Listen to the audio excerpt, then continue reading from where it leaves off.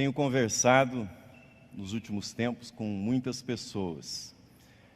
E não é difícil discernir que algumas das pessoas, diante da nossa crise econômica e política, algumas pessoas revelam uma indignação, uma decepção que vai na direção da indignação. Outras pessoas com as quais eu tenho conversado revelam a decepção, mas essa decepção vai na direção de uma espécie de tristeza com esse momento, uma espécie talvez de melancolia cívica. Esse é o quadro que nós encontramos nesses dias. Nesse momento da vida nacional, a minha missão como pastor é oferecer-lhe uma visão bíblica que seja ampla o suficiente para que a sua confiança em Deus seja fortalecida, para que a sua confiança no domínio que Deus tem sobre todas as coisas, para que esta confiança seja fortalecida. Comecei a fazer isso no domingo passado, ressaltando para vocês, na mensagem do domingo passado, que o acontecimento que mudou a história, que o acontecimento mais importante da história humana se deu na pessoa de Jesus, e mais precisamente se deu na morte e ressurreição de Jesus. Esse é o grande acontecimento da história, e nós não devemos esperar entre a ressurreição gloriosa de Jesus e a sua volta para a consumação do reino, ou seja, nesse intervalo da história, nós não devemos esperar nada que ocorra de modo extraordinário e nada poderá superar este acontecimento. Entre a ressurreição de Jesus e o seu retorno glorioso para consumar o seu reino, nós viveremos avanços e viveremos retrocessos. Nós experimentaremos períodos de bem-estar, períodos de prosperidade, experimentaremos na história humana períodos difíceis, mas não devemos esperar qualquer evento humano redentor ao ponto de eliminar as dificuldades que nós experimentamos na história, ou alguma coisa que nos leve ao ponto de dizermos: ah, que bom, isso aqui é o paraíso na terra. Finalmente o paraíso se instalou na terra. A experiência histórica tem mostrado que os projetos, as utopias humanas que propunham a construção de paraísos terrestres, isto é, de sociedades perfeitas em geral, terminaram em construções geométricas do inferno na terra. Essas utopias que prometiam sociedades perfeitas. Para citar dois grandes exemplos históricos: o nazismo na Alemanha, o comunismo na Rússia. Talvez um terceiro, mais próximos de nós, dentro do contexto evangélico, Jim Jones e a sua fazenda na Guiana. Portanto, duvide de qualquer ideologia que afirme ter encontrado a chave da história, que finalmente abrirá as portas para uma nova idade de ouro da humanidade, ou para a humanidade. O mais provável é que tenham encontrado as chaves que abrirão as portas de algum campo de concentração, de alguma prisão, ou quem sabe de algum hospício, mas certamente não encontraram as chaves do paraíso. Mas talvez você pergunte: então, para que servem os governantes? Para que servem os governos? Afinal de contas, nós estamos em pleno período eleitoral e todos os candidatos prometem um mundo melhor. Todos os candidatos prometem uma sociedade melhor e prometem que vão melhorar a vida dos cidadãos por meio das suas ações. Com isto nós chegamos à questão fundamental da nossa meditação nesta manhã. Qual é, sob o ponto de vista bíblico, o papel do governo? Qual é, sob a perspectiva bíblica, a função disto que nós chamamos comumente de governo ou Estado, num sentido mais amplo? Eu gostaria de apresentar para você o que nós encontramos na Bíblia, ou seja, uma visão bíblica do governo. O Estado, isto é, o governo, enquanto instituição, tem origem na vontade divina. Ou seja, a instituição governo, a instituição Estado foi ordenada por Deus. Vocês devem recordar que no domingo passado eu falei que a história humana pode ser dividida em 3 grandes períodos sob o ponto de vista bíblico. Criação, a origem está em Deus. Queda, ou seja, o propósito original da criação foi quebrado. E finalmente redenção na pessoa de Jesus Cristo. Se não houvesse queda, isto é, pecado, nós não precisaríamos de governo. Nós não precisaríamos da figura do governo humano. Você, por acaso, precisaria recorrer a um juiz se sempre houvesse acordo em todas as questões da sua vida? Se todas as pessoas estivessem de acordo, o judiciário precisaria existir?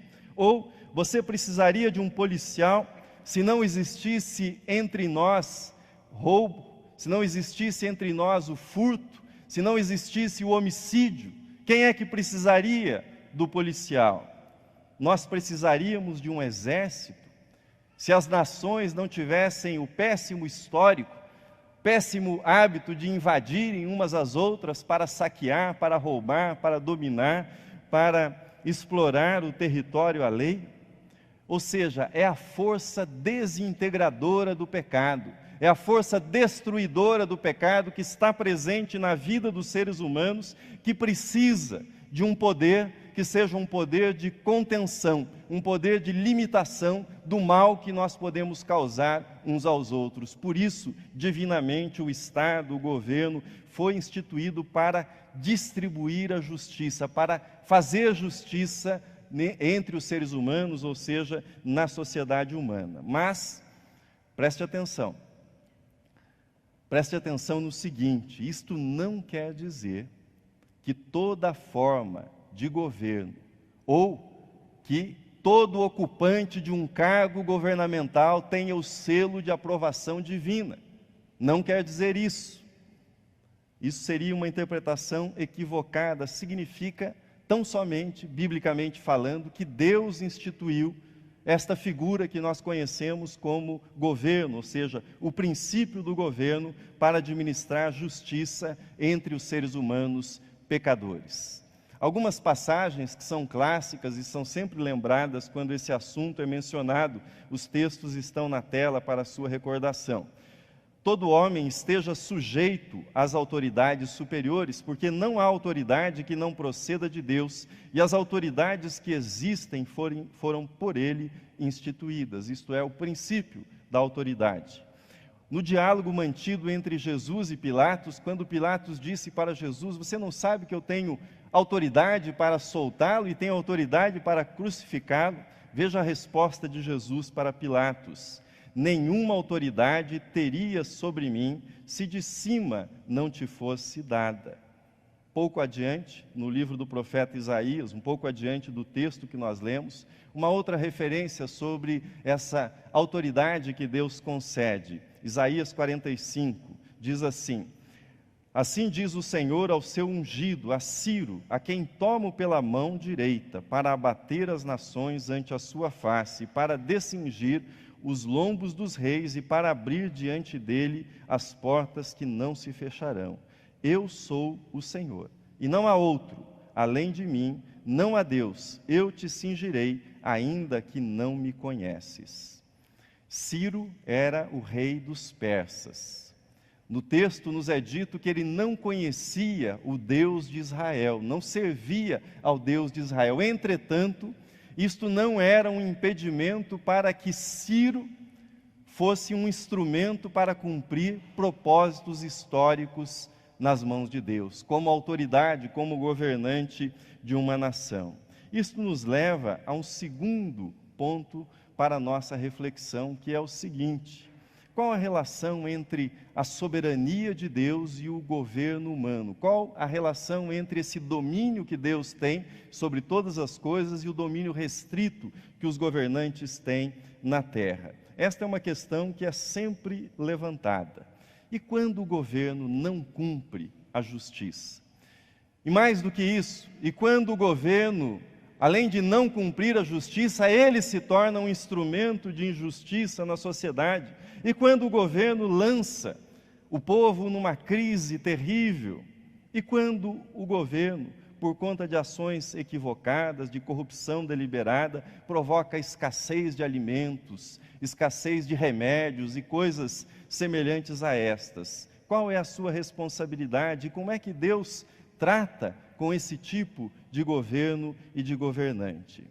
Se você voltar ao capítulo 39 do livro do profeta Isaías, nós lemos o capítulo 40. Se voltarmos ao capítulo 39, você encontrará uma narrativa muito parecida com a atitude dos governantes do nosso tempo. Aliás, a natureza humana é sempre a mesma ao longo da história.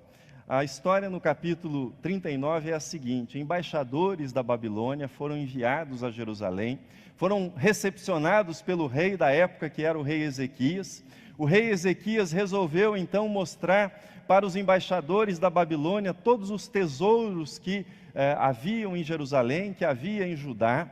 Ele abriu o seu palácio, mostrou o templo, mostrou todas as riquezas, e depois de ter terminado e terem regressado os embaixadores da Babilônia, regressados para a Babilônia, o profeta foi enviado para o rei Ezequias com a seguinte mensagem: que é isso, Ezequias? Que é isso que você fez? Que ostentação é essa, Ezequias? Mostrando toda essa riqueza para os embaixadores da Babilônia, que ostentação é essa? Veja na projeção a palavra de Deus dirigida por meio do profeta: eis que virão dias em que tudo quanto houver em tua casa, com o que entesouraram teus pais até o dia de hoje, será levado para a Babilônia. Não ficará coisa alguma, disse o Senhor. Dos teus próprios filhos que tu gerares, tomarão para que sejam eunucos no palácio do rei da Babilônia. Pergunto para você, um governante, ouvindo esta palavra, vinda da parte de Deus por meio do profeta, o que o governante deveria fazer? Qual deveria ser a sua atitude? Rasgaria suas vestes, se lançaria no pó e na cinza, se arrependeria, pediria ajuda de Deus, buscaria de algum modo o socorro, mudar aquela situação para que aquilo que foi anunciado não ocorresse. No mínimo, ele faria isso. No mínimo, faria isso. Mas veja como reagiu Ezequias, que, aliás, não foi dos piores reis de Israel, está entre os melhores de Israel. Mas veja como Ezequias reagiu, o texto está na tela. Então disse Ezequias a Isaías: boa é a palavra do Senhor que disseste. Como assim boa? Prossegue. Pois o rei pensava, haverá paz e segurança em meus dias. Que coisa terrível. Haverá paz e segurança em meus dias. Ah, Ezequias.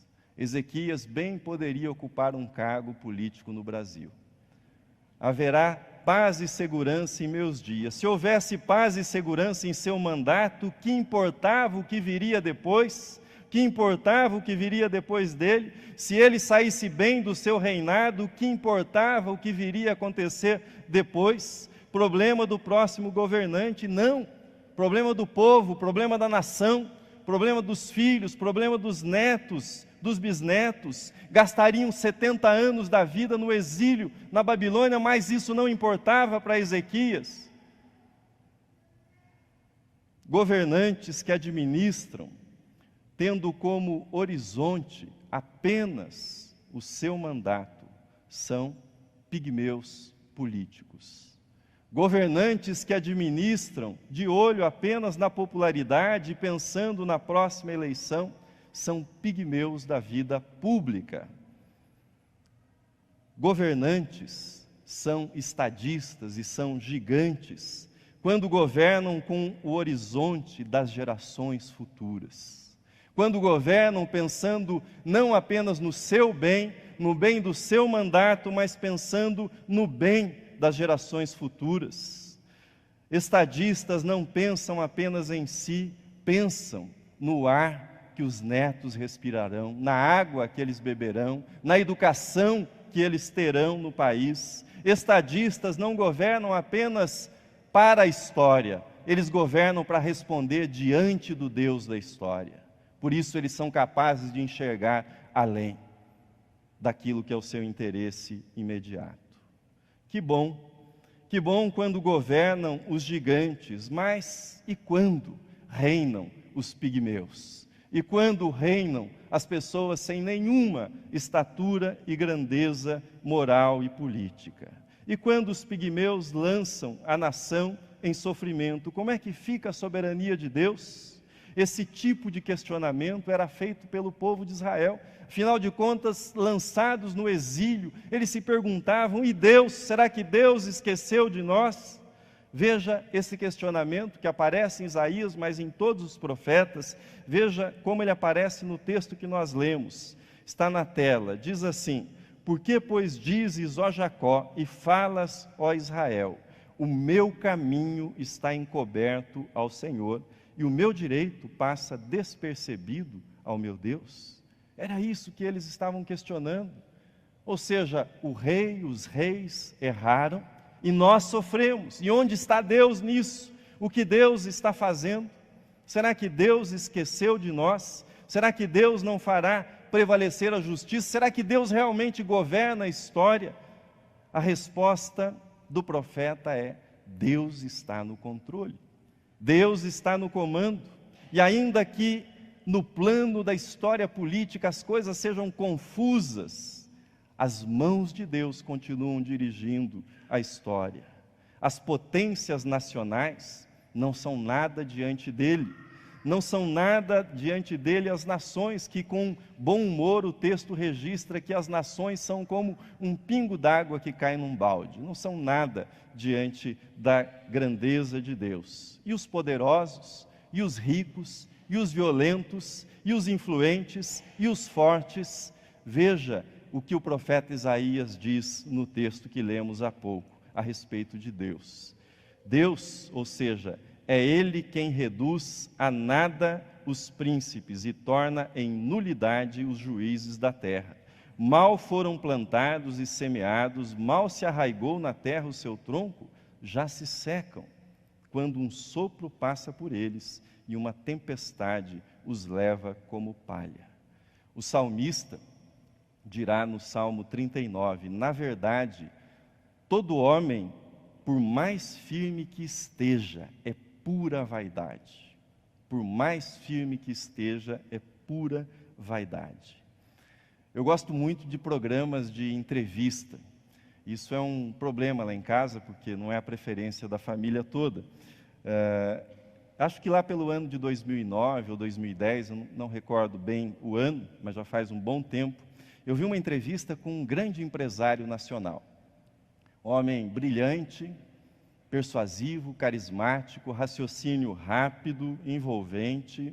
E a certa altura, no entusiasmo da entrevista, ele se dirigiu ao entrevistador nos seguintes termos e disse para o entrevistador: você sabe qual a diferença entre a minha percepção, a minha visão estratégica das coisas e os meus concorrentes, as pessoas que estão no meu ramo de negócios? Você sabe qual é a diferença?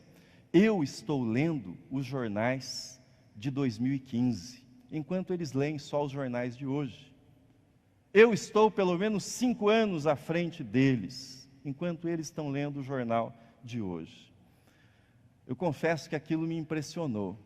Fiquei até chateado, né? Falei, eu mal consigo ler o jornal a cada dia, e ele já lê daqui a 5 anos. Mas lembrei também de Tiago, no Novo Testamento. Tiago diz: cuidado, cuidado você que fica dizendo, amanhã vamos a tal lugar, vamos fazer este ou aquele negócio, teremos lucro. Cuidado, você não sabe o que pode acontecer amanhã. Você deveria dizer: se eu estiver vivo, se Deus quiser, eu estiver vivo, e se Deus quiser, eu vou fazer isto ou aquilo. É isso que você deveria dizer. O tal homem que lia os jornais do futuro, no ano de 2015, ele era manchete nos jornais. falido, desmoralizado e com problemas na justiça. Mas e o povo de Deus? Que os arrogantes sejam lançados por terra é uma verdade bíblica, mas e o povo de Deus que sofre nas crises? Como o Deus soberano lida com o seu povo? O texto que nós lemos diz: Deus não se cansa. Deus não se cansa. Ninguém pode esquadrinhar o entendimento, o pensamento, os planos de Deus, mas Deus está sempre cuidando do seu povo, e Ele não se cansa de conduzir pelos caminhos tortuosos da história humana o seu povo. Ele não se cansa de lidar com os pseudo-poderosos que se levantam, Nabucodonosor, Ciro, Herodes, Pilatos e tantos outros. Deus continua lidando com esses personagens da história. Ouça, em meio aos males cometidos pelos governantes, em meio aos descaminhos dos governantes, Deus não deixa de conduzir, de zelar, de tomar o seu povo nos seus braços e acalentar o seu povo com esperança. Isso aconteceu no exílio na Babilônia, essa foi a experiência do povo de Israel. Eles foram exilados, mas de algum modo coisas boas ocorreram com eles a partir do exílio. A fé foi purificada, a fé foi elevada a um novo patamar de ética pela experiência que eles tiveram do exílio. Quando os governos falham, nós aprendemos que Deus jamais falha. Quando os governos não cumprem as suas promessas, nós entendemos que Deus jamais falha nas suas promessas para conosco. E a pergunta que talvez você esteja se fazendo: o que é que esse Deus soberano faz pelo seu povo em meio às crises? Veja o texto na tela, nós já lemos, vamos relê-lo. Vou pedir que você leia comigo a uma só voz esse texto que está na projeção. Leiamos. Faz forte ao cansado e multiplica as forças ao que não tem nenhum vigor. Os jovens se cansam e se fatigam, e os moços de exaustos caem. Mas os que esperam no Senhor renovam as suas forças, sobem com asas como águias, correm e não se cansam, caminham e não se fatigam. É isto que Deus faz pelo seu povo em meio às crises. Você está se sentindo desanimado com esse momento, com essa quadra da vida nacional? Deus vai renovar as suas forças. Deus vai renovar as suas forças. As coisas estão difíceis, não desista, não desista. Deus renovará a sua esperança, Deus renovará a sua disposição. Você acha que não dá mais? Com a ajuda de Deus, dá. Com a ajuda de Deus é possível prosseguir. O profeta diz que Deus não só faz com que nós nos levantemos, mas que nós possamos andar. Não só que possamos andar, mas que nós possamos correr. E não só que possamos correr, mas para que nós possamos subir com asas como águias. É isso que Deus faz pelo seu povo no momento das crises. Deus renova as suas forças para que você possa, nesse tempo, cuidar da sua família, para que você possa levantar-se a cada dia e trabalhar de modo exemplar, para que você possa agir cada dia sabendo que você está debaixo do controle de Deus, você está debaixo da soberania de Deus. Esse é o cuidado de Deus para com o povo que pertence a Ele. Na próxima semana, continuarei desenvolvendo este tema, mas desenvolverei o tema principalmente da responsabilidade do cristão num governo democrático, ou seja, num governo que é escolhido por nós, isto que é a democracia. Eu acho que eu não teria coragem de usar um termo tão contundente, tão forte, como João Calvino utilizou quando ele comentava o livro de Samuel, e naquele episódio em que o povo pede um rei. Comentando o livro de Samuel e falando da responsabilidade que o povo tem em escolher os seus governantes, João Calvino assim escreveu, o texto está na tela: E vós, ó povos, a quem Deus deu a liberdade de escolher seus próprios governantes, cuidem-se de não se privarem deste favor, elegendo para a posição de mais alta honra patifes e inimigos de Deus. É desse ponto que nós continuaremos na próxima semana, se Deus permitir. Amém.